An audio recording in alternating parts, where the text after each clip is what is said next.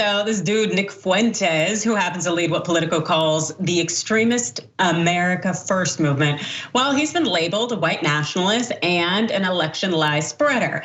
But now he's adding a new label onto that, proud incel. Check this out.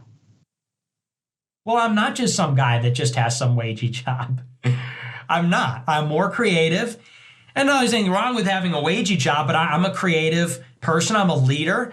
I have an important role in this. I have lots of responsibilities. I don't have the same priorities. I don't have the same life as somebody that isn't doing this. I couldn't be doing this if I was like that. So anyway, so I appreciate it. It's true, but I don't need to rationalize it or anything. It's like, look, it's, oh, you haven't had sex. It's like, well, I haven't chosen to do that yet. I'm choosing instead to be an historical figure. I'm choosing instead to lead an historical right-wing movement. So it's a cope. But anyway, I'm an incel. I am a proud incel. And when I'm good and ready, I'll get married. I'll still be an incel, though. I ain't got nothing for you on this one right now, but I'll give it to Cenk. Go ahead. How does that work? That you're going to get married, but you're still going to be an incel. I hope you let your prospective non-existent wife know that, in case you. And by the way, if you don't know what incel means, it means involuntarily celibate, which is a condition that all of us were in at one point. And so, but now they've taken it obviously in a supernova toxic direction. But I believe when you say you've chosen to be an incel, that is an oxymoron. No, it's involuntarily celibate. And so, and who are you kidding? I mean, let's get to the beef here, right? He's like, I don't have to rationalize this. I chose not to have sex. Sure you did. Sure you did. Okay, of course, sure. And then he says, that's because I'm a historical figure. Are you? That might be the funniest excuse for not getting laid I have ever heard. Hey, Nicholas, it looks like you're not getting any. What's going on? Oh, it's because I'm a historical figure.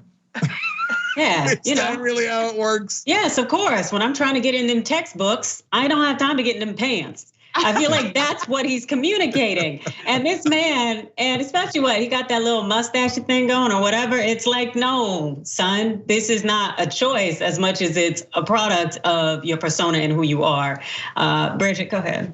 No, completely. This is like me saying, oh, I could be in a relationship with Jason Momoa, but I'm just too busy with my podcast to make it happen, right? Like, I don't believe him. It's giving the energy of the kid who was like, oh, my girlfriend goes to another school, you can't meet her. And side note, all of the different extremist, right-wing, like white supremacist figures that you think of, a lot of them have wives and girlfriends. They have incredibly like messy personal relationships. So this idea that you can't be a like extremist, white supremacist, historical figure and also get laid is just not true. There are so many people out there that do it. I just question whether or not Nick Fuentes actually could be one of them. It sounds like maybe the answer is no.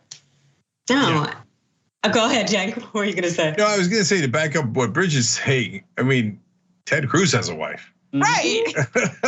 Yep. I rest my case. Although there was the funniest thing ever when the National Enquirer, which is obviously friendly with Donald Trump, during the 2016 campaign, had a story that Ted Cruz had 5 mistresses. Okay, yeah, that definitely didn't happen. You know what, Cenk? I think he does have 5 mistresses. I could totally believe that, and they would be right here on his right hand. Oh! Did it? So, well, hey, we can move on because I'm gonna take the high road. And so one thing I can tell you is that this whole historical life that Nick is trying to live is not going very well.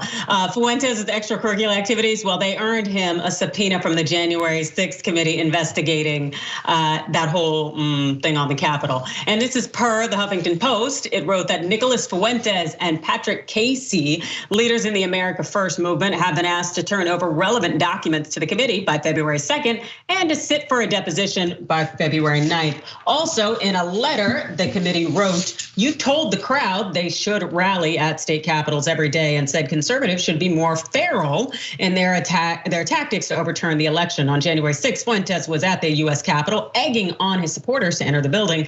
You called on your followers to continue occupying the Capitol until the election results were overturned and proclaimed a glorious day on your Twitter.